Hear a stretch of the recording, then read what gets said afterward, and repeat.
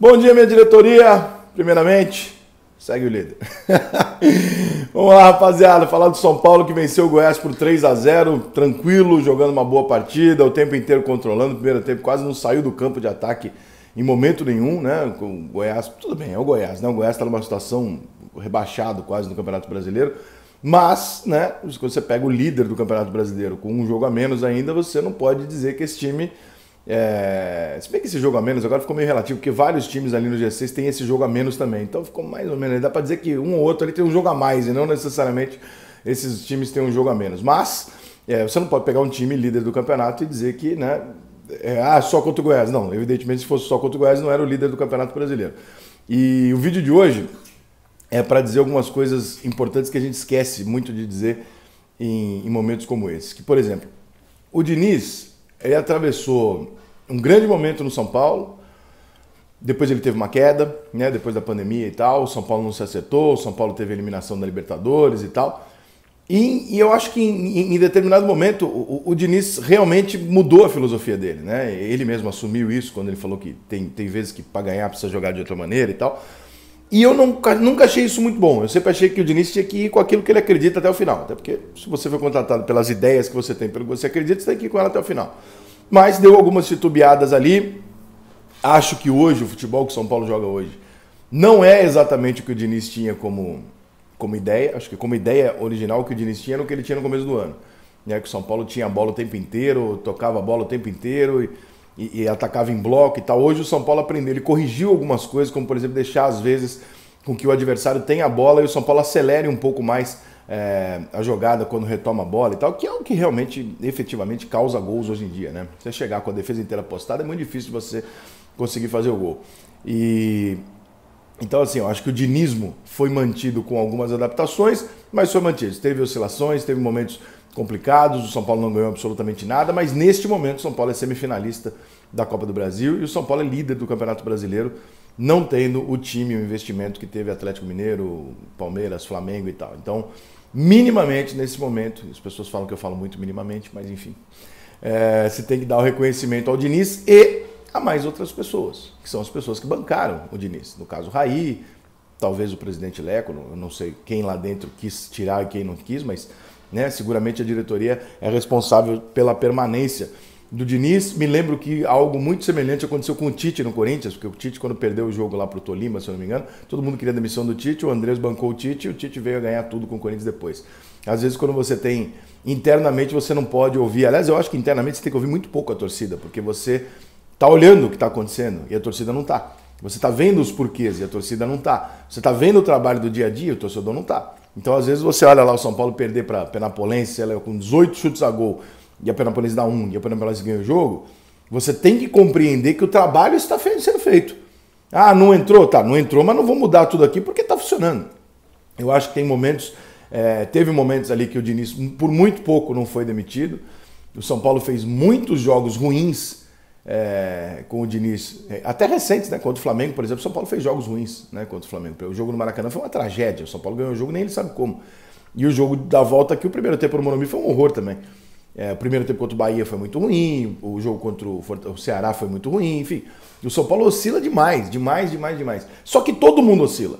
E nessa de todo mundo oscilar, o São Paulo acabou se destacando e se tornando líder do campeonato. O que não significa que o São Paulo seja o grande favorito ao título. Nós temos ainda um monte, nós temos quase o retorno inteiro. Não significa que o São Paulo seja o melhor time do Brasil. E se o São Paulino comprar esse barulho, vai se enrolar. O São Paulo de alguma maneira, embora seja um grande time favorito sempre, é uma surpresa, porque ninguém achou, né, que o São Paulo estaria na liderança do campeonato com esses times badalados que eu citei. Nós temos alguns times acima do São Paulo há alguns anos, né? Palmeiras, Flamengo, Grêmio e nesse momento o Atlético Mineiro, que fez um investimento alto, que eram times que todo mundo imaginou que estivessem na frente do São Paulo no Campeonato Brasileiro. Por N motivos, alguns deles tiveram problemas, outros deles simplesmente não conseguiram superar o São Paulo e o São Paulo atinge essa condição. Então, parabéns para o Raí, né, para a diretoria do São Paulo por ter acreditado no trabalho que ela estava enxergando e vendo que mesmo em alguns momentos, quando todo mundo, até quem defendia o Diniz, como eu, que sou um defensor do Diniz, olhou e falou, cara, pelo amor de Deus, não pode fazer um negócio desse, o time não... Porra. E tem jogos que realmente, né, mesmo nesse momento, acreditou e falou, não, estamos contigo, é isso, vai ficar e vai fazer o trabalho até o final. Então, parabéns, porque mesmo não tendo terminado o trabalho, minimamente o São Paulo chegou a atingir grandes resultados no ano de 2020, liderando o Campeonato Brasileiro e sendo semifinalista da Copa do Brasil, algo que para o São Paulo é bom lembrar, não é comum, né? O São Paulo é um time que faz Copa do Brasil normalmente muito mal feito. O São Paulo, o time joga muito mal a Copa do Brasil e esse ano está conseguindo fazer uma grande competição. Pode perder para o Grêmio? Pode. E se perder para o Grêmio, com todo respeito, que nós devemos ao Diniz, a toda a soberba clubística que nós temos como São Paulino, se perder para o Grêmio, perdeu para um jogo, para um time tão bom quanto ou melhor, né? Que está há alguns anos aí e tal, e muito mais especialista em mata-mata em Copas do que o São Paulo. Então não tem nenhum absurdo. O que acontecer daqui para frente não há nenhum absurdo. Como não seria um absurdo perder para o Flamengo, mas a conquista de se chegar a uma semifinal depois de tantos anos é relevante e tem que ser considerada. Outras coisas sobre o São Paulo. O crescimento do Daniel Alves em jogos importantes. Ou seja, o Daniel Alves que era altamente irritante nos jogos comuns do campeonato. O torcedor do São Paulo já de saco cheio dele e tal. De repente, quando pega os jogos grandes, dá uma crescida e mostra ser o Daniel Alves, não necessariamente brilhante dentro do campo acabando com o jogo, mas no mínimo, ou minimamente, o jogador que comanda o time, que é o capitão, que é o líder do que se esperava dele. O Hernanes volta a marcar um gol contra o Goiás. É mais uma boa notícia para o São Paulo, é mais um reforço que o São Paulo ganha. Também na questão psicológica, né? Porque é mais um jogador que se recupera e vai entrando. O Brenner em ótima fase, o Luciano em ótima fase, as coisas estão funcionando, o Reinaldo também está em boa fase, pediu o Reinaldo na seleção um pouco de exagero. Então, acho que o São Paulo tem que ter um meio termo, né? O meio termo hoje é o seguinte: tá bom, não tá voando, nós não somos os favoritos ao Campeonato Brasileiro, nós não somos o melhor time do Brasil, mas estamos ali. Então vamos fazer o trabalho direitinho que de repente dá para terminar ali. De repente acontece de terminar ali.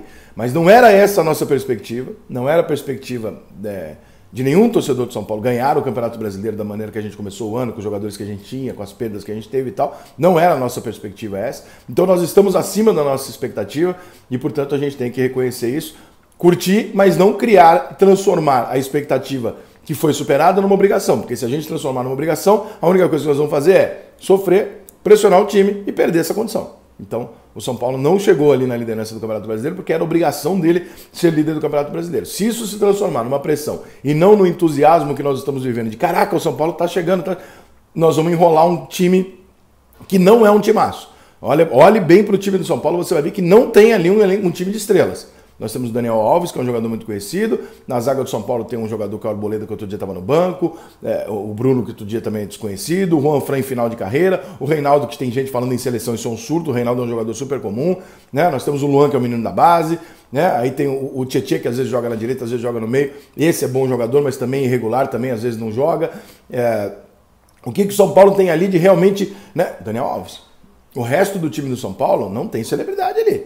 Então... manter o pé no chão e continuar entendendo isso como, caraca, que maneiro, e não como uma cobrança, porque se virar uma cobrança, fatalmente vai ter um efeito contrário e talvez esses garotos não tenham o mesmo desempenho que estão tendo como grande surpresa. Mas parabéns pro Raí, parabéns pro Diniz, parabéns pro meu São Paulo e segue o líder.